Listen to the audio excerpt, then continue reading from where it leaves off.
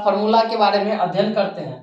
सबसे पहले बेलन का क्या करेंगे, फिगर बनाएंगे और इसका जो बेलन का आधार होता है उसको वृत्ताकार कर देंगे और ऊपर वाला भाग भी वृत्ताकार रखेंगे। आप जानते हैं वृत्त का कहीं ना कहीं सेंटर होता है और सेंटर से परिधि तक की दूरी को त्रिज्या कहते हैं। ऊपर वाला भाग है तो ऊपर वाला भाग का भी शीर्ष होगा कहीं ना कहीं।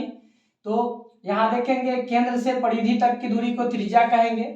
जब पूछा जाए बेलन के आधार का क्षेत्रफल तो लिखेंगे बेलन के आधार का क्षेत्रफल। तो आधार कैसा है, वृत्ताकार, तो वृत्त का क्षेत्रफल क्या होता है, पाई आर स्क्वायर, तो इसका भी क्षेत्रफल पाई आर स्क्वायर होगा बेलन के आधार का।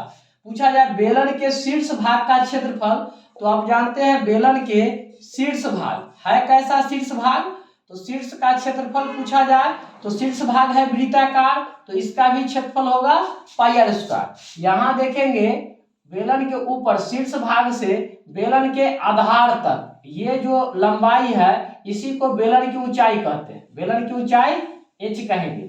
यहाँ से यहाँ तक की दूरी बेलन की ऊंचाई कहलाती है, ऊंचाई कहलाती है। अब जब पूछा जाए बेलन का वक्रपृष्ठ, बेलन का वक्रपृष्ठ क्षेत्रफल, तो कैसे याद रखेंगे बेलन का वक्रपृष्ठ, तो देखिए ये भी जो मार्कर है यह एक प्रकार का बेलनाकार है, देख रहे हैं सिलेंडर जैसे है, और इसका जब क्षेत्रफल वक्रपृष्ठ तो ये वाला जो भाग हुआ यही वक्रपृष्ठ हुआ, ये वाला भाग वक्रपृष्ठ है। इसका क्षेत्रफल कैसे निकालेंगे, ये देखिए हम बेलन के वक्रपृष्ठ जो भाग है उस पर लाइनिंग करते हैं, यही बेलन का वक्रपृष्ठ है, बेलन का वक्रपृष्ठ। इसका क्षेत्रफल कैसे निकालेंगे, तो देख रहे हैं ये बेलन का जो आधार है कैसा है, वृत्ताकार है, तो आधार की परिधि क्या करेंगे, आधार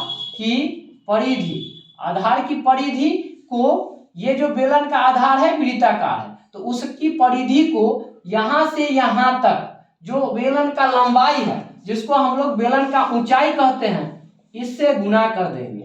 यानी कि वक्रपृष्ठ जो क्षेत्रफल होगा बेलन का वह बेलन के आधार, जो नीचे वाला भाग है आधार की परिधि और इसका जो ऊंचाई है बेलन का, इसी को बेलन की लंबाई कहते हैं, इसके गुणनफल के बराबर होता है। यदि परीक्षा में पूछ दिया जाए बेलन के वक्रपृष्ठ का क्षेत्रफल आधार की परिधि का किससे गुणनफल होता है, तो ऊंचाई से, या पूछ दिया जाए बेलन का वक्रपृष्ठ क्षेत्रफल किसके बराबर है, तो आधार की परिधि और ऊंचाई के गुणनफल के बराबर है। कहीं खाली स्थान में दे दिया जाए कि बेलन के वक्रपृष्ठ क्षेत्रफल बराबर डैश गुने ऊंचाई, तो परिधि गुने ऊंचाई, या यह परिधि दिया जाए परीक्षा में आधार की परिधि गुने डैश कर दिया जाए तो आप यहाँ ऊंचाई भर सकते हैं। आधार की परिधि, तो आधार आप जानते हैं कैसा है, वृत्ताकार, आधार इस प्रकार से है बेलन का, तो यह जो बेलन का आधार वृत्ताकार है तो वृत्त की परिधि आप जानते हैं क्या होता है, वृत्त की परिधि